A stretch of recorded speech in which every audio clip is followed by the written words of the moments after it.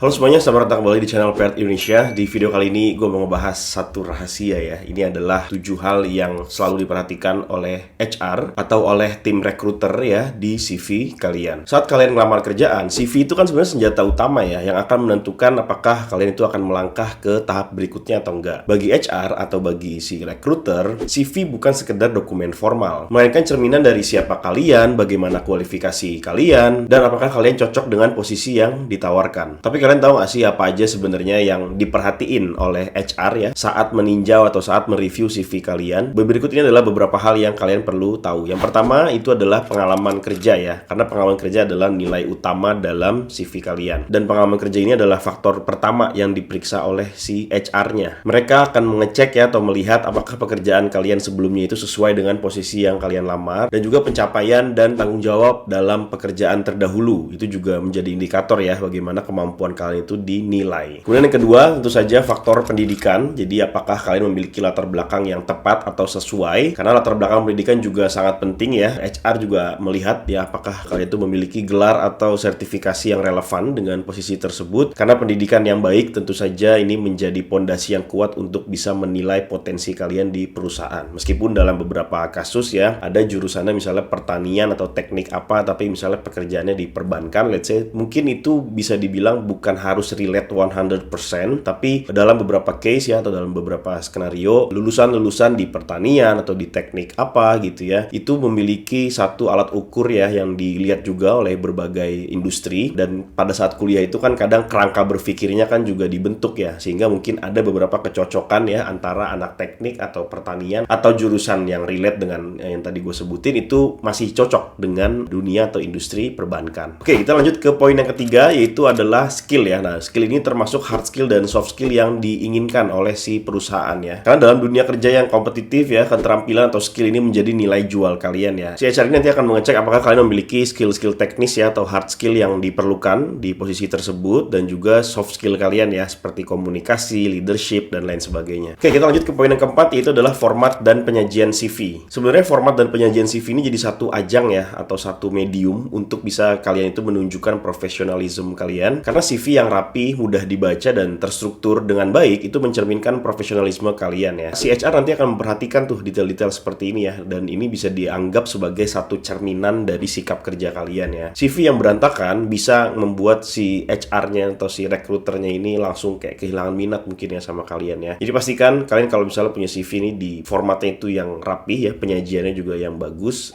dan tertata gitu ya. Aku pernah sempat bikin videonya tentang CV, jadi kalian silakan aja cek beberapa video yang ada di channel ini. Oke, kita masuk ke poin yang kelima, yaitu konsistensi dan kejujuran. Jadi kalian ini jangan berbohong ya di CV kalian ya, karena konsistensi dan pengalaman kerja serta pendidikan itu yang menjadi indikator kejujuran sebenarnya. Jadi HR akan memeriksa apakah ada misalnya berbagai gap year misalnya, atau ada selang waktu atau lompatan waktu yang nggak wajar, atau informasi yang terkesan dilebih-lebihkan, dan ini akan dicek. Biasanya HR ini udah pengalaman lah untuk ngecek-ngecek hal yang seperti ini ya. Jadi ketidakjujuran ini akan bisa merusak reputasi kalian di mata HR. Jadi menurut gue ya pastikan aja semua data dan informasi itu benar. Kalaupun misalnya ada gap year, gue ambil contoh misalnya kalian kerja 2 tahun kemudian kalian nggak kerja gitu, do something else selain kerja, terus kemudian kalian mau nge-apply lagi, ya ditulis aja aktivitas itu tuh apa gitu. Misalnya ngebantu orang tua, atau ngurusi bisnis teman, atau membantu teman dalam bisnisnya, dan lain sebagainya. Jadi proses yang ada gap-gapnya itu tetap diisi aja kalau saran gue gitu ya. Oke, kita masuk ke poin yang keenam. Ini yang dilihat juga oleh HR ya, yaitu tujuan karir dan motivasi kalian ya. Apakah kalian sesuai dengan visi perusahaan ya, atau cocok dengan visi dan misinya perusahaan. Karena HR terkadang memperhatikan tujuan karir kalian yang kalian tulis di CV kalian atau mungkin di cover letter gitu ya. Apakah visi kalian ini memang sejalan dengan visi perusahaan. Kemudian motivasi kalian untuk bergabung itu seperti apa, itu juga bisa menjadi nilai tambah ya jika kalian mampu menyesuaikan dengan kebutuhan, visi misi, dan juga values dari si perusahaan tersebut. Jadi pastikan gunakan kalimat-kalimat yang memang disesuaikan ya dengan posisi dan juga perusahaan yang di-apply, dan dikaitkan juga dengan tujuan serta motivasi kalian. Kalau kita masuk ke poin yang ketujuh, ini juga yang nggak kalah penting ya, yang akan dilihat HR di CV kalian, yaitu adalah pengalaman sebagai relawan atau voluntary experience, atau misalnya juga ada project sampingan ya, atau ada side project ya. Misalnya kalian ada pengalaman-pengalaman di luar pekerjaan utama gitu ya. Misalnya kalian adalah graphic designer di satu kantor, tapi kalian juga buka